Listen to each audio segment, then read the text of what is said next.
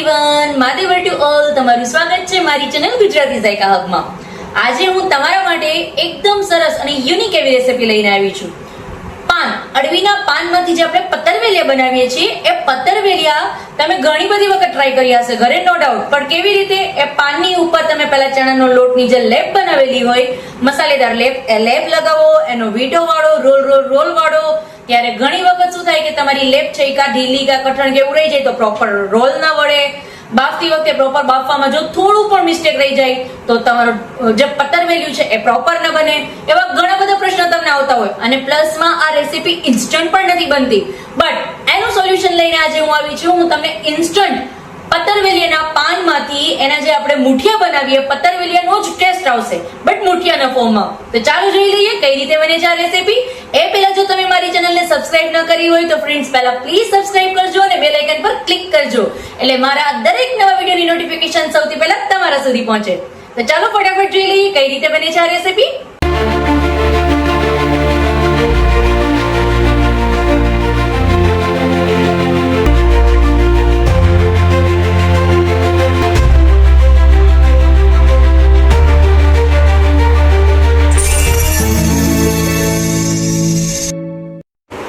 સૌથી પહેલા આ રીતે અડવીના પાન લઈ લેવાના અને એની જે આ સ્કિન છે, એની જે આ નસ છે પાછળની, આ ચાકુની મદદથી રિમૂવ કરી, દાંડલી રિમૂવ કરી અને એકદમ સરસ ઝીણી ઝીણી તમારે એને પહેલા સુધારી લેવાની. મેં અહીંયા તમારા માટે ઓલરેડી સુધારીને રેડી રાખેલી છે, તમને બતાવી દઉં. આ રીતે એકદમ સરસ ઝીણા ઝીણા પાનને મેં સુધારી લીધા છે. જુઓ તમે, એકદમ ઝીણા ઝીણા આ રીતે સુધારીને રેડી કરી લેવાના પહેલા. હવે સુધારેલા પાનને સૌથી પહેલા હું લઈ લઈશ અને એની અંદર હું પાનમાં સમાઈને એટલો ચણાનો લોટ લઈશ. જે રેગ્યુલર ચણાની દાળ આપણે ઘરમાં યુઝ કરીએ છીએ એ જ દાળને દળી અને એકદમ સરસ ઝીણો જે લોટ આપણે બનીએ છીએ, દળીએ છીએ, એ ઝીણો લોટનો હું યુઝ કરું છું. એકદમ સરસ ઝીણો ચણાનો લોટ લઈ લેવાનો. હવે ચણાના લોટનું પ્રમાણ એવી રીતે રાખવાનું કે જેટલો તમે પાન લીધા હોય ને એની અંદર જેટલું પાનમાં સમાઈને એટલો તમારે લોટ એડ કરવાનો. એકદમ સરસ સોફ્ટ મુઠિયા બનાવવાની આ ટ્રીક છે કે જ્યારે પણ તમે મુઠિયાને આ રીતે પતરવેલીના પાનમાંથી તમારે મુઠિયા બનાવવા છે પ્રોપર પતરવેલીના ટેસ્ટમાં, તો એના માટે જે તમે પાનને આ રીતે ઝીણા ઝીણા સુધારીને લ્યો છો એની અંદર સમાઈને એટલો જ ચણાનો લોટ એડ કરવાનો. અને 2 મોટા ચમચા જેટલો હું જાડો લોટ એડ કરું છું. જે આપણે ભાખરી માટેનો લોટ હોય છે જાડો, કરકરો, હા એ લોટ હું એડ કરું છું 2 મોટા ચમચા જેટલો. જાડા લોટનું પ્રમાણ બહુ વધારે નહીં રાખવાનું. તમે જાડા લોટ, ઘઉંના જાડા લોટની બદલે તમે ઢોકળાનું દરેલું હોય તો એ પણ નાખી શકો છો, એ પણ ચાલે. બટ એના કરતા ચણા લોટની સાથે ઘઉંનો જાડો લોટ છે ને એ ટેસ્ટમાં ખૂબ જ સરસ લાગે છે, જેનાથી એકદમ સરસ તમારા ઢોકળા સોફ્ટ થશે. જે એની સાથે ખૂબ જ ભળશે એવી આપણે એની સ્પેશિયલ ચટણી પણ બનાવશું. માટે એ ચટણી છે એ સ્કીપ ન કરશો, ખૂબ જ મજા પડી જશે જ્યારે એ ચટણી સાથે તમે ઢોકળા ખાશો ત્યારે. હવે એની અંદર મસાલામાં સૌથી પહેલા એની અંદર હું 1 ચમચી જેટલી હળદર એડ કરું છું. 2 ચમચી જેટલું મરચું પાવડર એડ કરશું. આ મરચું પાવડર છે એ તીખો મરચું પાવડર નથી, કાશ્મીરી લાલ મિર્ચ પાવડર છે, એટલા માટે આની અંદર હું 2 ચમચી એડ કરું છું. જો તમારી પાસે તીખો હોય તો તમે 1 ચમચી એડ કરજો. 1 ચમચી ધાણા જીરું પાવડર, 1 ચમચી ગરમ મસાલો, જે મહાલક્ષ્મીનો રેડીમેડ ગરમ મસાલો આવે છે એનો યુઝ કરું છું. 1 ચમચી જેટલો ગરમ મસાલો. સ્વાદ પ્રમાણે થોડું મીઠું એડ કરશું અને 5 ચમચી જેટલા સાજીના ફૂલ એડ કરું છું, જેનાથી તમારા ઢોકળા છે એ એકદમ સરસ ફૂલીને સોફ્ટ બનશે. એન્ડ હવે લાસ્ટમાં આપણે એડ કરશું એની અંદર મોણ. હવે મોણનું પ્રમાણ છે ને થોડું વધારે રાખવાનું કે તમારું ઢોકળું છે ને એકદમ સરસ સોફ્ટ થાય, એના માટે થોડું મોણનું પ્રમાણ વધારે રાખવાનું.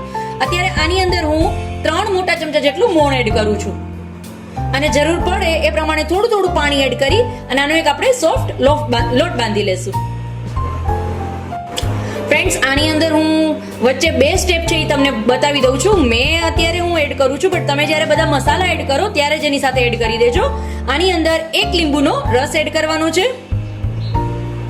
અને 1 મોટી ચમચી જેટલી ખાંડ એડ કરવાની છે, જેનાથી આનો ટેસ્ટ છે એ એકદમ સરસ ખટમીઠો આવે.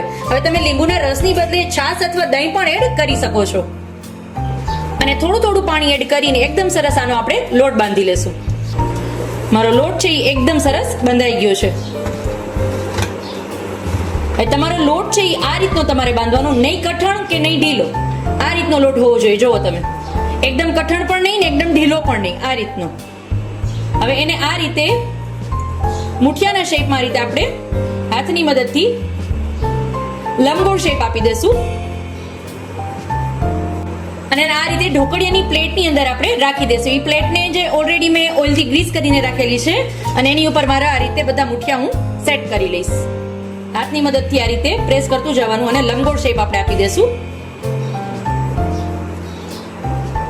ફ્રેન્ડ્સ, જો ક્યારેય તમારે એવું બને કે તમારી પાસે અળવીના પાન તો છે બટ એટલા નથી કે તમારા બધા ફેમિલી મેમ્બરનો લોટ એમાં સમાય અને એટલા પૂરા થઈ જાય, એટલા નથી, તો કંઈ વાંધો નહીં. એની સાથે તમે દૂધી અથવા કોબી બીજી કોઈ બી વસ્તુ એડ કરી એકદમ સરસ ખમણી અને એડ કરી દેવાની અને પછી એની અંદર સમાઈને એટલો લોટ નાખશો તો પણ તમારા ઢોકળા છે એ એકદમ સરસ સોફ્ટ થશે. અને એને ઢોકળિયામાં આપણે હાઈ ફ્લેમ પર, મારું ઓલરેડી મેં ઢોકળિયું ગરમ કરવા માટે મૂકી દીધેલું હતું. ઢોકળિયું છે એકદમ સરસ ગરમ થઈ ગયું છે, પાણી બોઇલ થઈ ગયું છે. એની અંદર મારી આ પ્લેટ એડ કરી દઈશ આ રીતે અને એને હાઈ ફ્લેમ પર આપણે 15 મિનિટ સુધી એકદમ સરસ કુક થવા દેશું. 15 મિનિટ પહેલા તો કુક થશે જ નહીં 100%, એટલે 15 મિનિટ પહેલા ઢાંકણ ઊંચું કરીને ચેક કરવાની કોઈ જરૂરત નથી. કન્ટિન્યુ 15 મિનિટ સુધી અને આપણે આ જ રીતે સ્ટીમ થવા દેશું. હવે 15 મિનિટ થઈ ગઈ છે. મારા ઢોકળાને આપણે ચેક કરી લઈએ એક વખત. હવે આ રીતે ચપ્પુ અથવા ટૂથપીકની મદદથી અને અંદર આ રીતે સેન્ટરમાં જોઈ એમને પ્લેન ક્લીન બહાર આવે તો ઇટ મીન્સ એકદમ સરસ કુક થઈ ગયા છે. જો બિલકુલ ચીપકશે નહીં, મતલબ તમારા ઢોકળા છે એકદમ સરસ કુક થઈ ગયા છે. હવે આને આપણે બહાર કાઢી લેશું અને રૂમ ટેમ્પરેચર પર સાવ ઠંડા થવા દેશું. ત્યાં સુધી આપણે આને પીસ નહીં કરીએ. જ્યારે સાવ ઠંડા થઈ જાય પછી આને પીસ કરશું. 10 મિનિટ પછી મારા મુઠિયા છે એકદમ સરસ ઠંડા થઈ ગયા છે. જો તમે ઇઝીલી નીકળી જશે છે. ગરમ ગરમમાં તમે એને કાઢવાની ટ્રાય કરશો ને તો શું થશે કે એ વચ્ચેથી બ્રેક થઈ જશે, મતલબ ભૂક્કો થવાનો ચાન્સ વધારે રહેશે. એટલા માટે થોડા ઠંડા થાય, રૂમ ટેમ્પરેચર પર આવે પછી જ તમારે એને આ રીતે અનમોલ્ડ કરવાના. એના આપણે રાઉન્ડ રાઉન્ડ આ રીતે પીસ કરી લેશું.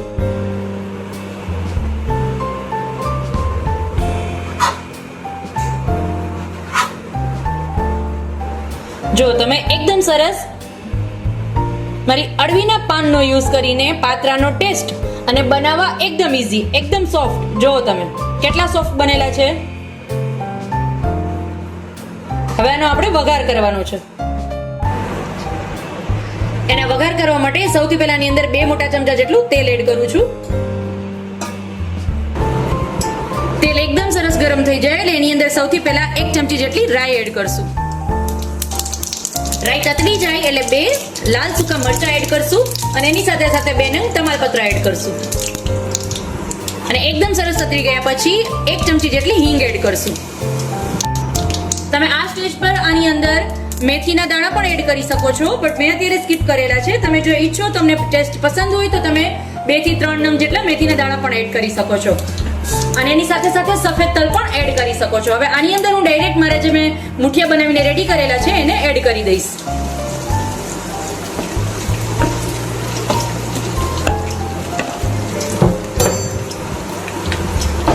ઉપરથી 1 ચમચી જેટલું કશ્મીરી લાલ મિર્ચ પાવડર અને 1 ચમચી જેટલી દળેલી ખાંડ અને એકદમ સરસ આને મિક્સ કરી લેશું.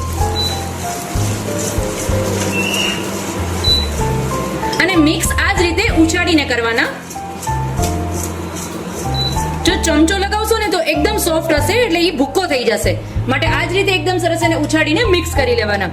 તો ગરમા ગરમ એકદમ ડિલિશિયસ પાત્રાના ટેસ્ટમાં મારા મુઠિયા ઢોકળા. મુઠિયા સાથે ખવાતી સ્પેશિયલ ચટણી બનાવવા માટે સૌથી પહેલા હું 2 નંગ ડુંગળીને આ રીતે પીસ કરીને મેં લીધા છે. મોટા આ રીતના 4 પીસ, એક ડુંગળીના 4 પીસ થાય એ રીતે મોટા મોટા ટુકડામાં મેં કટ કરી લીધું છે. અને એની સાથે સાથે સેમ હું 1 નંગ ટમેટાને આ રીતે મોટા મોટા ટુકડામાં કટ કરી લીધું છે. સ્વાદ પ્રમાણે થોડું મીઠું એડ કરશું, 1 ચમચી જેટલો ગરમ મસાલો, 1 ચમચી મરચું પાવડર અને આ ચટણીનું સ્પેશિયલ ઇન્ગ્રેડિયન્ટ છે ગોળ. જે ઘરમાં આપણે દેશી ગોળનો યુઝ કરીએ છીએ એ જ ગોળનો હું યુઝ કરું છું. તમે દેશી ગોળ જો ન હોય તો ભીલી ગોળ જે આવે છે ટુકડાના ફોર્મમાં એ પણ લઈ શકો છો, બટ હું અત્યારે દેશી ગોળનો યુઝ કરું છું. એની અંદર હું 1 થી 1.5 ચમચી જેટલો ગોળ એડ કરીશ અને એકદમ સરસ પાંડાની આપણે પેસ્ટ બનાવી લેશું. તો તૈયાર છે મારી એકદમ સરસ મુઠિયા સાથે ખાવાની સ્પેશિયલ એવી ચટણી ગોળ ડુંગળીની ચટણી. તમે આને શું નામ આપશો એ મને જરૂરથી કમેન્ટમાં કહેજો. અમે ઘરમાં અત્યારે એને ગોળ ડુંગળીની ચટણી કહીએ છીએ. તો તમે આને જો ટેસ્ટ પસંદ આવે તો એને કંઈ યુનિક અથવા નવું નામ મને જરૂરથી સજેસ્ટ કરજો. તો તૈયાર છે આપણા ગરમા ગરમ અળવીના પાનમાંથી પત્તરવેલીના ટેસ્ટના મુઠિયા અને એની સાથે જ એની સ્પેશિયલ ગોળ ડુંગળીની ચટણી પણ. તો ગરમા ગરમ એન્જોય કરીએ. અને જો મારો વિડીયો તમને પસંદ આવ્યો હોય ફ્રેન્ડ્સ તો સબસ્ક્રાઇબ કરવાનું ના ભૂલતા. ફરી મળીશું આવી જ રીતે એક અવનવી રેસિપી સાથે. ત્યાં સુધી આવજો ફ્રેન્ડ્સ. મહાદેવર to all.